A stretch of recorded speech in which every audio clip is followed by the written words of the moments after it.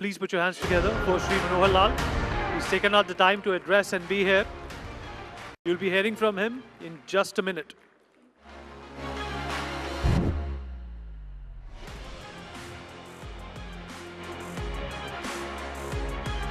May I please invite the Honourable Minister on stage to say a few words.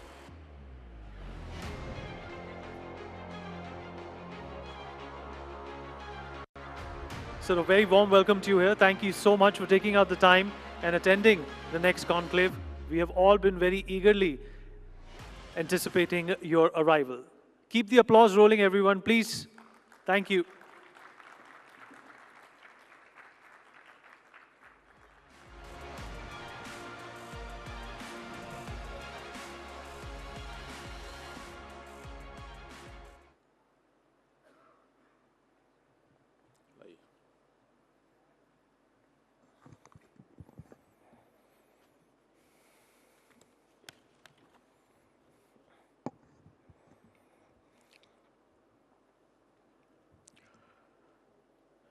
Distinguished ladies and gentleman, आप सब साथियों का आज के इस कार्यक्रम में बहुत बहुत अभिनंदन। मित्रों, जैसा आज इस युग से हम निकल रहे हैं तो हर ओर इतिहास की भी लंबी चर्चा है और नेक्स्ट जनरेशन की लंबी चर्चा है। इतिहास हम कोई 100 साल का याद करता है, कोई 50 साल याद करता है, कोई 1947 से शुरू करता है। आज की चर्चा के संदर्भ में नेक्स्ट वर्षों की भी चर्चा होने लगी है। जैसा 2047 तक जब देश को 100 वर्ष हो जाएंगे आज़ादी के, तो हमारा संकल्प है कि हम इस देश को विकसित भारत बनाएंगे। और विकसित भारत की एक कल्पना अपने देश के प्रधानमंत्री श्री नरेंद्र मोदी जी की कि आखिर दुनिया के साथ हम compete करके ऐसे स्थान पर क्यों ना पहुँचें कि भारतवर्ष अपना बेस्ट जो है वो दुनिया को दे सके। 2047 के बाद भी कुछ लोग चर्चा अगले 50 वर्ष की, अगले 100 वर्ष की, how the next world would be, how the next India would be. और वो जब सब करना है तो हमको पता है कि उसके लिए किसी देश की अर्थव्यवस्था मजबूत होगी तभी वो विकसित बनेगा। और अर्थव्यवस्था के लिए उद्योग आवश्यक हैं, उद्योगों के लिए पावर आवश्यक है, यानी एनर्जी। इसके बारे में आज हर किसी व्यक्ति की चिंता है, न केवल उद्योगों के लिए बल्कि व्यक्ति की मूलभूत आवश्यकताओं के लिए भी एनर्जी की बहुत बड़ी आवश्यकता ये पड़ने वाली है। तो उसमें हम जब नेक्स्ट की बात करते हैं तो एनर्जी नेक्स्ट, ये भी हमारा ध्येय है कि आज के आगे हम कितना बढ़ेंगे इसकी कल्पना योजना ये की जा सकती है। मित्रों, इस प्रतिष्ठित सभा को संबोधित करते हुए मुझे बहुत खुशी हो रही है कि हम भारत के एनर्जी ट्रांजिशन में जिस मोड़ पर आज आए हैं उसकी चर्चा आज हम करेंगे। हमको भारत के भविष्य को आकार देने के लिए आज जो विकल्प हमारे सामने हैं एनर्जी के, उसमें से कुछ चुनना होगा। मित्रों, वर्ल्ड बैंक ने पुष्टि की है कि अगले 2 वर्षों में हमारी जो जीडीपी है वो लगातार 6.7% तक ये आगे चलेगी। तेजी से बढ़ती हुई हमारी अर्थव्यवस्था दुनिया को भी हैरान करने वाली है कि भारतवर्ष इस तेजी से आगे बढ़ रहा है। मित्रों, इस वृद्धि को बनाए रखने के लिए मजबूत और डाइवर्सिफाइड पावर मिक्स, इसका हमको उपयोग करना होगा।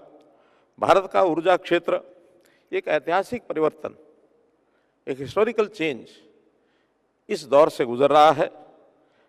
हम 2014 से जो पावर की हमारी स्थापित क्षमता थी उसको बढ़ाकर जो 269 गीगावाट थी आज 466 गीगावाट है, अर्थात 87% इसमें वृद्धि हुई है पिछले 10 वर्षों के अंदर। इसी में यदि 2030 तक का अनुमान लगाते हैं तो 466 की जगह 777 गीगावाट ये हमारी एनर्जी हो जाएगी। जो अपने आप में एक रिकॉर्ड है। हमारी यात्रा जो सस्टेनेबिलिटी की है, इसमें नॉन फॉसिल पावर, इसका अपना एक इतिहास, अपनी कहानी है। 2014 में मात्र 2.6 गीगावाट ये नॉन फॉसिल पावर RE, ये अपने इसकी क्षमता थी, जो आज 2025 में 100 गीगावाट की क्षमता हो चुकी है, अर्थात 38 टाइम्स वी हैव जंप्ड। तो RE यानी नॉन फॉसिल पावर 38 गुना ये हमारी बढ़ी है। और न केवल यहाँ तक, बल्कि आने वाले 5 वर्षों में 2030 तक हमने जो तय किया है कि RE जो है 500 गीगावाट, 5 मोर टाइम्स ये हमारी बढ़ेगी। तो 500 गीगावाट का एक रिकॉर्ड ये हम करने वाले हैं। ये बदलाव केवल संस्थाओं तक सीमित नहीं है, बल्कि भारत का जो आर्थिक सुरक्षा है उसको भी ये सुनिश्चित करने वाला है। मित्रों, हम लोग जब सोलर टैरिफ की बात करते हैं तो 2010 में, चूंकि ये टेक्नोलॉजी नई थी, उस समय 10 रुपये 95 पैसे प्रति यूनिट ये RE यानी सोलर पावर ये हमको खर्च आता था। और आज हमारे वैज्ञानिकों ने, हमारे शोधकर्ताओं ने, हमारे इंडस्ट्री ने उसमें इतनी प्रगति की है कि अब मात्र 2 रुपये 60 पैसे तक ये जो पावर आपको मिलने लगी है, इतनी गिरावट आई है, जो हमारे अर्थव्यवस्था को और मजबूत करेगा। ये एक नीतिगत प्रभावशीलता और तकनीकी प्रगति, इसका ये परिणाम है। सौर ऊर्जा को और आगे बढ़ाने के लिए सरकार ने साहसिक जो पहल की है, उसमें कुछ बातें शामिल हैं, जैसा ultra mega renewable energy park, बड़े पैमाने की परियोजनाओं, उनको भूमि और ट्रांसमिशन बुनियादी ढांचों को सुनिश्चित किया है बड़े प्रोजेक्ट्स के लिए। इसी प्रकार नवीकरणीय ऊर्जा परियोजनाओं के लिए पास 50 गीगावाट वार्षिक बिडिंग ट्रेजेक्ट्री से निवेशकों के विश्वास को और हमने सुदृढ़ किया है। इंटरस्टेट ट्रांसमिशन चार्जेस, इसमें छूट दी गई है और इस छूट से नवीकरणीय ऊर्जा को और अधिक लागत प्रतिस्पर्धी, मोर कॉम्पिटिटिव ये बनाना है। भारत में पहले से ही दुनिया के 2 सबसे बड़े सौर पार्क हैं। सबसे पहला भादला 2245 मेगावाट, ये एक बड़ा प्रोजेक्ट जो दुनिया का सबसे बड़ा प्रोजेक्ट है। और इसी प्रकार पावगढ़ा, ये भी 2000 मेगावाट का है। और कई मेगा परियोजनाएं अभी विकास के क्रम में आगे हैं, बहुत जल्दी वो आपको मिलेंगी। बजट की घोषणाएं, माननीय प्रधानमंत्री जी की यूनाइटेड स्टेट्स ऑफ अमेरिका की यात्रा, इसके बाद प्रत्येक व्यक्ति अब परमाणु ऊर्जा की भी बात करने लगा है, न्यूक्लियर पावर। तो इस न्यूक्लियर पावर के विस्तार में भी हमारी योजनाएं हैं, उसकी भी जानकारी आपको देना चाहूँगा। परमाणु ऊर्जा हमारी बेस लोड पावर का एक महत्वपूर्ण हिस्सा ये बनने के लिए तैयार है। वर्तमान हमारी न्यूक्लियर पावर की कैपेसिटी 8.2 गीगावाट है और हमारी महत्वाकांक्षा है कि 2047 तक हम इसको 100 गीगावाट तक ये पहुंचा सकें। इस प्रकार से हम न्यूक्लियर पावर में आगे बढ़ने के लिए तैयार हैं। इसके लिए स्मॉल मॉड्यूलर रिएक्टर्स, हाल ही में इसका जो प्रयास किया गया है, जिसके माध्यम से हमारी न्यूक्लियर पावर आगे बढ़ेगी, तो ये एक परिवर्तनकारी ये जो कदम है, इसके बारे में भी आपको जानकारी दे रहा हूँ। उनके स्केलेबल डिज़ाइन और कॉस्ट इफेक्टिवनेस और फ्लेक्सिबिलिटी, उन्हें ग्रिड और ऑफ ग्रिड प्रयोगों दोनों के लिए हमें SMRs के लिए ये हम आदर्श मानते हैं। सरकार ने SMRs में अनुसंधान और विकास के लिए इस बार बजट में 20,000 करोड़ रुपया ये आवंटित किया है। 2033 तक 5 स्वदेशी SMR इसको चालू करने की योजना है, जो अपने आप में बड़ा कदम है। एक आधुनिक विद्युत क्षेत्र को उत्पादन से आगे बढ़कर विद्युत वितरण को भी सुचारू करना पड़ेगा, डिस्ट्रीब्यूशन ऑफ पावर। ये भी एक बहुत बड़ा चैलेंज है, क्योंकि पावर उपयोग करना, लेकिन देश के कोने कोने में, चाहे उद्योग हो, चाहे उसमें हमारी डोमेस्टिक सप्लाई हो, एग्रीकल्चर सप्लाई हो, तो वितरण जब तक ठीक उसका प्रभावी ढंग नहीं होगा तो भी हम अपने लक्ष्य को प्राप्त नहीं कर पाएंगे। ऐतिहासिक रूप से भारत के डिस्कॉम्स को वित्तीय चुनौतियों का सामना ये करना पड़ा, लेकिन रणनीतिक सुधारों के माध्यम से हम बुनियादी ढांचे, दक्षता और व्यवहार्यता में सुधार कर रहे हैं। द RDSS इस प्रयास का नेतृत्व कर रही है। ट्रांसमिशन नुकसान को हम कम करने, चोरी का पता लगाने और बिजली की गुणवत्ता बढ़ाने के लिए AI अर्थात आर्टिफिशियल इंटेलिजेंस, मशीन लर्निंग और स्मार्ट मीटर लाभ उठा रहे हैं।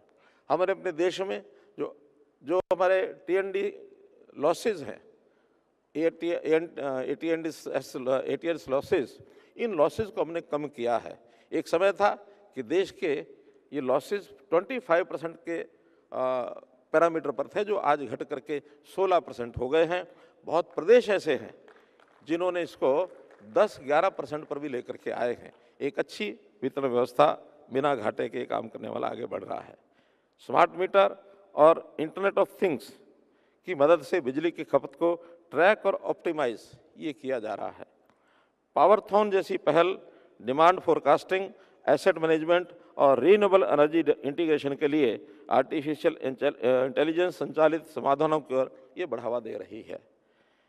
भविष्य में ऑटोनोमस एनर्जी ट्रेडिंग को आर्टिफिशियल इंटेलिजेंस ये उसको सक्षम करेगा, जहां उत्पादक और उपभोक्ता रियल टाइम में बिजली का व्यापार ये कर सकेंगे। ट्रांसफार्मर हेल्थ मॉनिटरिंग ये भी बहुत आवश्यक है। आईओटी आधारित स्विच गियर मैनेजमेंट और ड्रोन आधारित इंस्पेक्शन हमारे डिस्ट्रीब्यूशन नेटवर्क को और मजबूत करने के लिए सक्रिय रूप से तैनात किए जा रहे हैं। सुपर कंडक्टिंग विद्युत लाइनों का उपयोग करके ट्रांसमिशन लॉस को बचाया जा रहा है। नए ईंधन, जो परंपरागत ईंधन है हमारे, इसके अलावा भारत का ऊर्जा परिवर्तन भी भविष्य के ईंधनों से प्रेरित होगा। ग्रीन हाइड्रोजन का उपयोग उद्योगों और मोबिलिटी सॉल्यूशंस में किया जाएगा। सिंथेटिक फ्यूल और बायोफ्यूल भविष्य में पेट्रोलियम आधारित उत्पादों की जगह ये ले सकेंगे। इसी प्रकार एक प्रयोग रूफटॉप सोलर एनर्जी, जो भारतीय परिवारों को सशक्त बनाएगा। फरवरी 2024 में प्रधानमंत्री जी ने शुरू की पीएम सूर्य घर मुफ्त बिजली योजना। इस योजना को घरेलू उद्योग खपत में क्रांतिकारी बदलाव लाने की दिशा में गिना जाता है। 75,000 करोड़ रुपए के आवंटित किए जाने के साथ ये पहल परिवारों को सोलर रूफटॉप स्थापित करने के लिए पर्याप्त सब्सिडी ये प्रदान करती है, जिससे उन्हें भुगतान या कम लागत वाली बिजली उत्पन्न करने में मदद मिलती है। पहले से ही 9 लाख से अधिक परिवारों में सोलर रूफटॉप को ये अपनाया है, जिसमें लगभग आधे को नेट मीटरिंग व्यवस्था के तहत शून्य बिजली बिल इसके साथ जोड़ा गया है। इस योजना का उद्देश्य ऊर्जा को अपनाने में और तेजी लाना है और करोड़ों भारतीयों के लिए ऊर्जा स्वतंत्रता को वास्तविकता उनके लिए ये सिद्ध होगी, ऐसा मानना है। इलेक्ट्रिक व्हीकल, ईवी क्रांति, जैसे जैसे भारत इलेक्ट्रिकल मोबिलिटी की ओर बढ़ रहा है, बिजली क्षेत्र बढ़ती मांग को पूरा करने के लिए तैयार है। 2031-32 तक इलेक्ट्रिक वाहन ये 63,000 बिलियन यूनिट बिजली की मांग को बढ़ाएगा, जो कि हमारी कैपेसिटी एडिशन के माध्यम से आसानी से उसको हम पूरा कर सकेंगे। सरकार ने इस दिशा में कुछ सक्रिय कदम उठाए हैं, जैसे स्टैंडर्डाइजेशन एंड एक्सेसिबिलिटी सुनिश्चित करने के लिए ईवी चार्जिंग इंफ्रास्ट्रक्चर गाइडलाइंस 2024 ये हमने जारी की है। बढ़ते हुए ईवी इकोसिस्टम का समर्थन करने के लिए 2030 तक 1 लाख चार्जिंग स्टेशंस इसका लक्ष्य हमने रखा है। ये लक्ष्य हम पूरा करेंगे 2030 तक। क्लीन टेक मैन्युफैक्चरिंग को प्रोत्साहित करना तथा ईवी बैटरी को और घटकों के घरेलू उत्पादन को मजबूत करना है। मित्रों, आगे की राह ये हमारी बड़ी महत्वाकांक्षी राह है। भारत इसके लिए तैयार है। हमारी ऊर्जा नीतियाँ एक आत्मनिर्भर और टिकाऊ भविष्य को आकार दे रही हैं। हम केवल क्षमता का विस्तार नहीं कर रहे, केवल हम कैपेसिटी बढ़ा रहे ऐसा नहीं है, बल्कि हम ऊर्जा का उत्पादन, वितरण और उपयोग कैसे किया जाता है, इसमें भी बहुत बड़ा बदलाव हम कर रहे हैं। उद्योग, शिक्षाविदों और नीति निर्माताओं के बीच निरंतर सहयोग के साथ भारत नवीकरणीय ऊर्जा, परमाणु नवाचार और स्वच्छ तकनीकी के एक वैश्विक नेता के रूप में उभरेगा। आइए हम सब साथ मिलकर भारत के भविष्य को और मजबूत करें, इस क्षेत्र में अपना योगदान दें। आपका बहुत बहुत धन्यवाद, बहुत बहुत आभार।